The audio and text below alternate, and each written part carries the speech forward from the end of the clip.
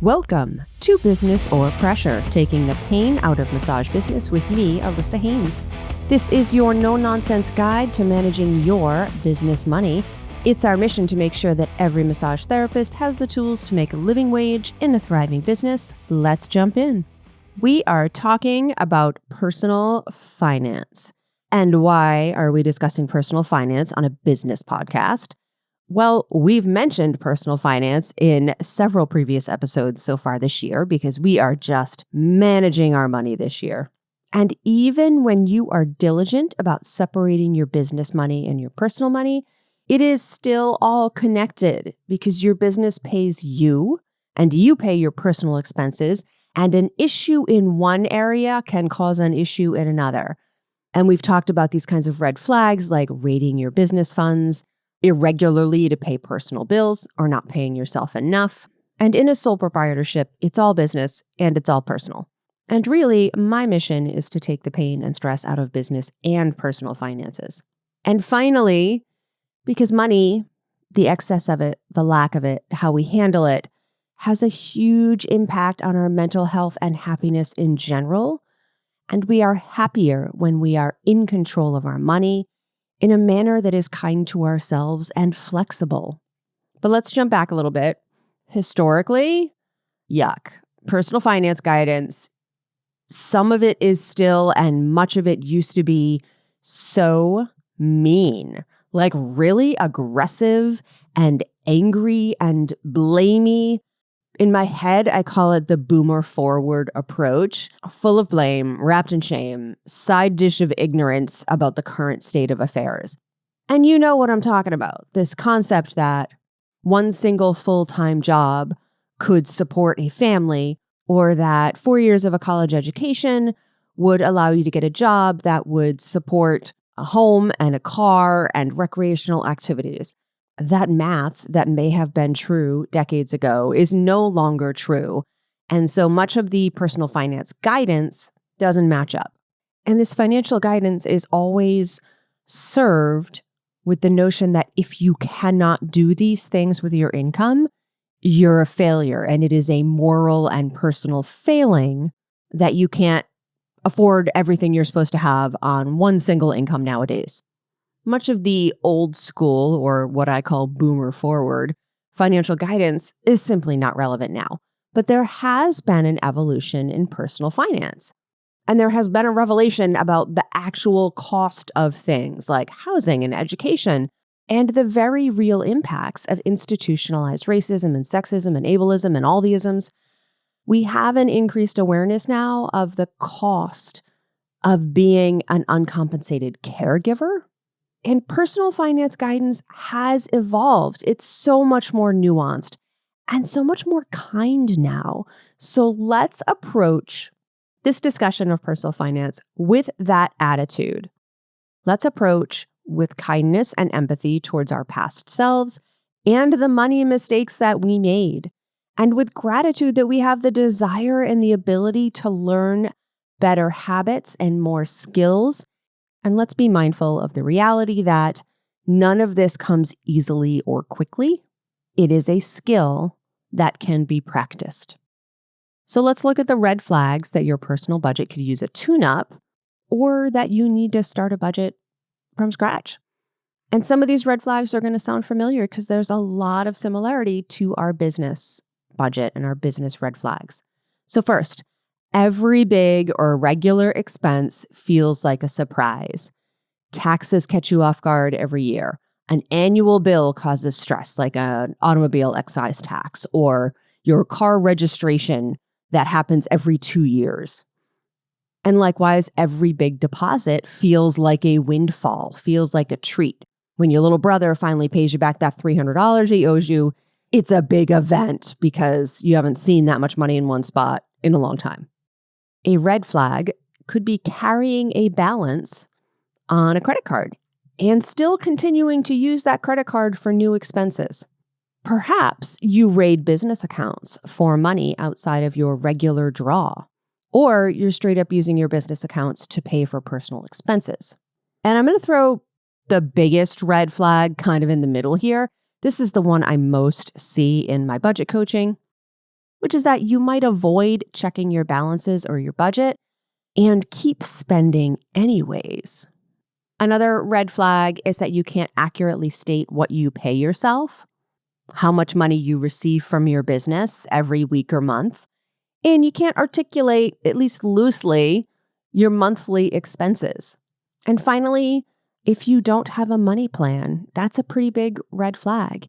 If you don't have any savings goals or retirement goals, or you don't have a plan to go on vacation, like you might have a vacation scheduled, but you have not actually articulated a plan for saving and paying for it or paying yourself while you are on that vacation, those are also red flags. So if any of this sounds familiar, you might want to create or tweak your personal budget. So how do we do that? How do we put it together? Well, it sounds a lot like a few episodes ago where we talked about putting together a business budget. But let's hit this from a personal angle. You start with the last 12 months of transaction history in your primary spending accounts. So your checking account, your credit card if you're using that, any other bank accounts, maybe even your Venmo or your Zelle or however you're sending money back and forth to other people in your personal life. Ideally, 12 months of transaction history. And do not let that overwhelm you because we're just going to skim through it. This is not a detailed accounting. This is a scan through it to find less regular expenses that we often forget about. Scroll through those transactions and make a list of your expenses. And we're going to divide them up as regular monthly and weekly expenses and then less regular. And I'll give some examples of each here. So your regular monthly or weekly expenses are things like your rent or mortgage, your utilities on that living space, groceries and household supplies, your auto loan or your public transportation expenses, any insurances like your auto insurance, your home insurance, or renter's insurance, whatever you got. Fuel for your car if you got one. Other weekly or monthly expenses are often like medical insurance or copays or medications. Saving for your quarterly estimated taxes should probably be a weekly or monthly expense if you are not already doing that through your business accounts. So you got to make sure you're saving for quarterly taxes in one place or the other. I wanted to throw that little footnote in there. Any subscriptions, streaming services, magazines, any kind of subscription, anything that you pay regularly to utilize. Any other debt, maybe you've got an old personal loan or credit card debt that you've got to pay down monthly. And kids stuff like lessons or clubs or anything they do that has a regular weekly or monthly kind of payment. Now, these regular expenses, once you get rolling, once you try to use a budget for a month or so, these become quite apparent. What really trips us up are the less regular expenses, predictable or otherwise, things that do not happen on a weekly or monthly basis that are very easy to forget when we sit down and start to make a budget. So things like your auto registration. So here in Massachusetts, I completely forgot that I was going to get a bill for my auto registration through the entire first year plus of my budget. And I was feeling all really good about my budget. And then I got this bill that I was not expecting. There are these weird things that you can only catch by going back pretty far in your transaction history. But don't let that stress you out. Just know that these things are going to pop up. And ideally, by the time they do, you're going to have a good budget in place that has the flexibility to cover these things. So gifts and holidays. Now, holidays are predictable. We know when they're going to happen every year. But budgets for them can be less predictable, especially if you haven't planned and you don't ever really know exactly how much you're going to spend on a gift for somebody. But it is a less regular expense that tends to trip us up. Holidays, birthdays, those kind of things. And other kinds of kids' activities, summer camp, occasional school field trips, things that are less regular, less predictable, and trip you up if you don't have a fund for them. So the goal here is to scan through 12 months or so of transactions in all your spending accounts and make notes, make a list of the regular and irregular expenses and how much you're typically spending on them in any given time period. It's easy to name the number for your monthly rent. It's less easy to total a number for all your random pet expenses in the last year. We just want some loose numbers to work with here. And something you want to add to this list of expenses are savings or larger goals. Retirement savings, if you don't have a retirement account within your business, or in addition to that, because you can have business and personal retirement savings. Your short-term emergency savings account for your personal life and how much you have in there depends on your household situation. We'll have another episode about that soon. But ideally, you want some kind of short-term savings account so that if all the income shuts off in your home for a month or 2 or 3, you can still cover your necessary bills. Maybe you want a savings goal for vacation, or maybe you want a savings goal for a new vehicle. So now you've got this list with some loose amounts. What are we going to do with it? Well, I use a software called YNAB, You Need a Budget, and that's no secret. I'm a YNAB coach. But if software isn't your jam, this written list will totally do. And you can also check your bank because they might have a program to do this. Some banks have budget programs built into their online software now to help you allot money to one category or another and reference that as you need. So you got this list of expenses, everything that you realize you've paid for in the last 12 months.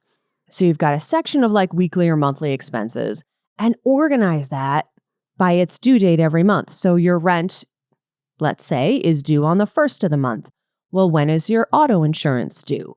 And make that list based on when things are due in each time period. And then you're going to have that second part of the list that's less regular expenses that are every few months or once a year, what have you. But you want this list to say what you have to spend the money on, how much money, and when is it due every month or any particular time period. This can be an actual paper list, it can be a spreadsheet, it could be software, and there's plenty of varieties of that. Now, the weekly and monthly stuff is pretty easy. But with the larger bills that happen every year, we got to do a little bit of division. So it's March. My car insurance renews in May, and it's going to be around $1,000. So I have 3 months to save up $1,000 if I want to pay that in one shot, which I like to do. So I have 3 months, which means I need to save about $330 a month, set that aside in March, April, and May to be able to pay my car insurance in full. That's a big chunk of change. I might not be able to do that. And I had other bills that were priority in the last several months, so I didn't set aside for my car insurance yet. In reality, because I'm a human being, and I cannot necessarily reach all my goals in one hit, I'm probably going to save closer to $500, make that payment in May, and then over the next few months, pay the rest as quickly as I can. But ideally for next year, come like July-ish, I'm going to be like, okay, I paid off this year of car insurance. I have 10 months to save up for next year. It's going to be around $1,000. I need to set aside $100 a month for my car insurance. And then come next May, I will be able to pay it in full. I am going to be kind to myself and not get all down because I didn't meet my goal of being able to pay it in one payment.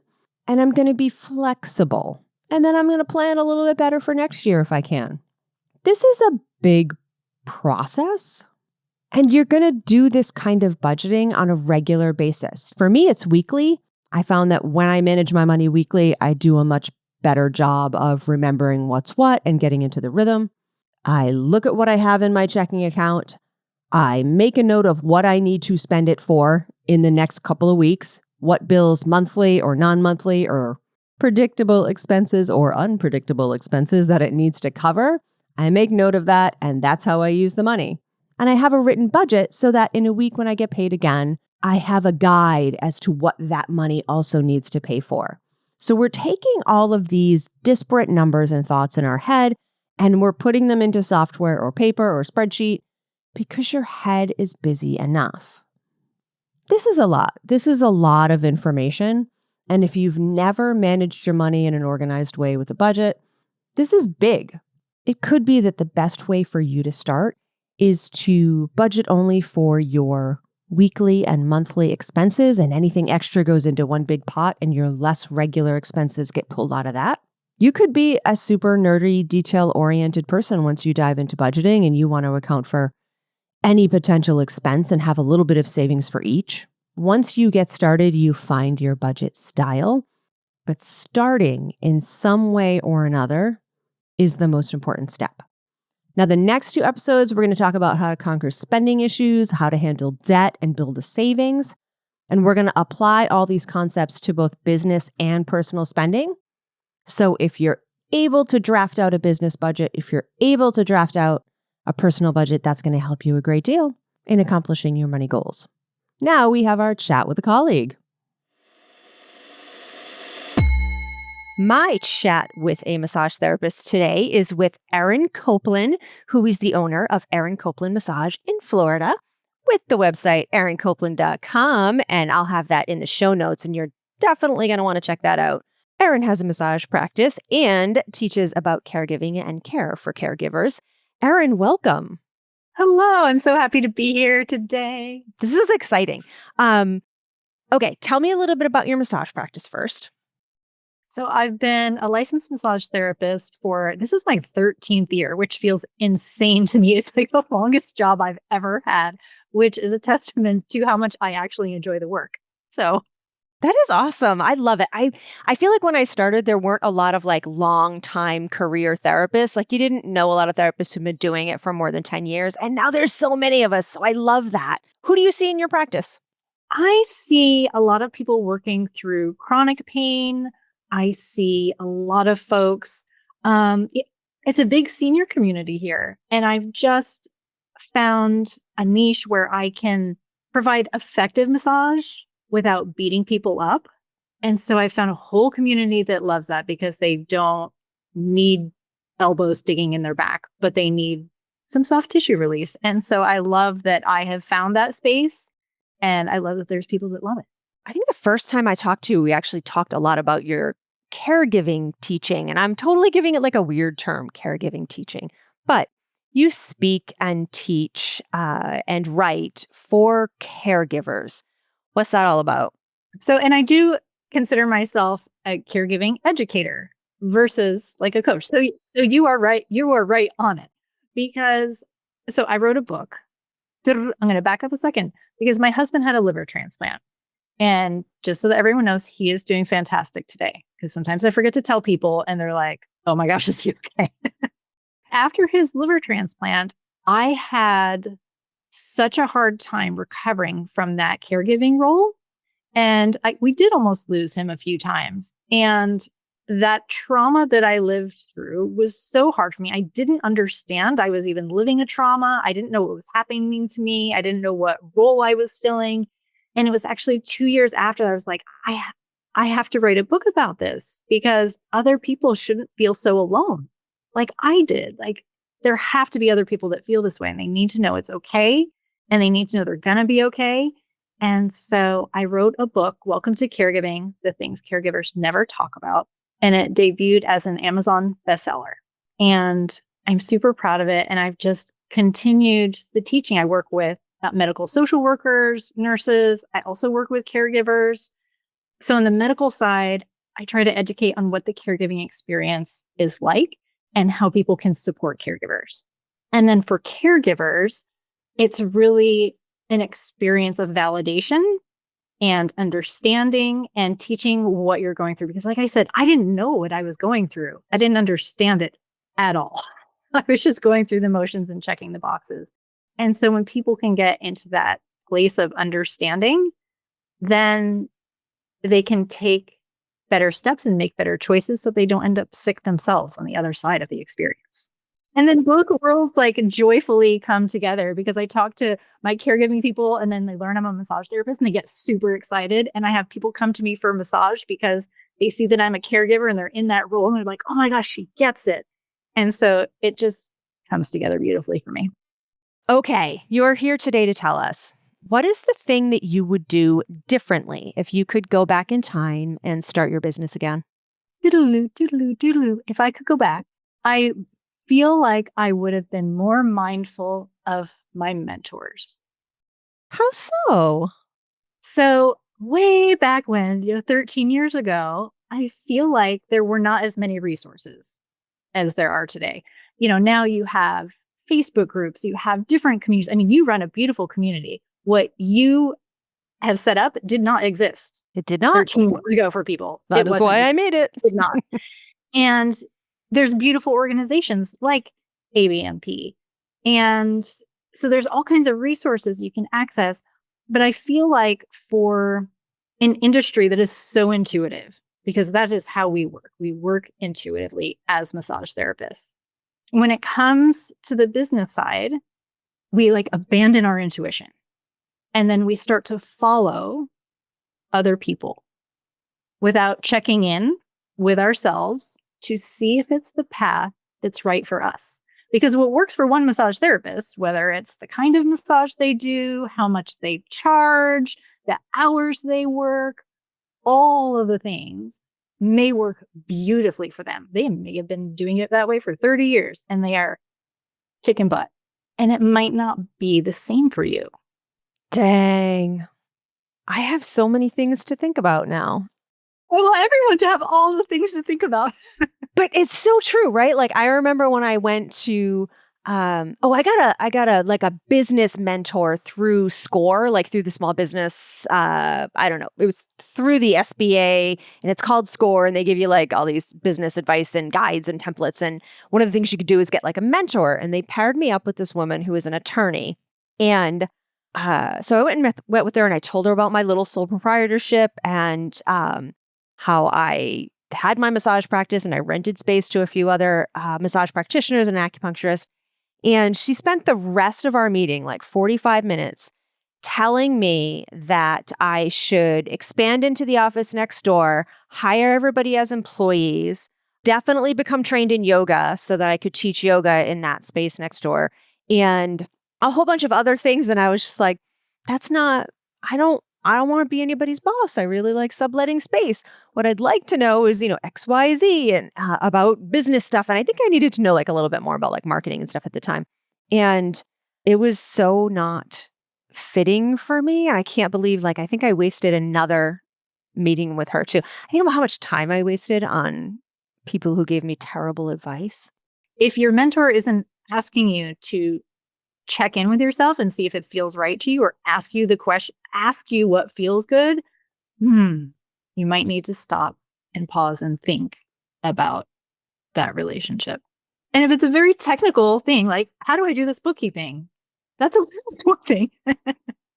That's one thing. But when it's coming to, as, being individual business owners and solopreneurs, how we get that luxury of building a business that works for us. And so I think it's such a beautiful opportunity and worthy of sitting with our intuition to build something that really does suit our world. Mindful of your mentors. Erin Copeland, thank you for that little bit of wisdom.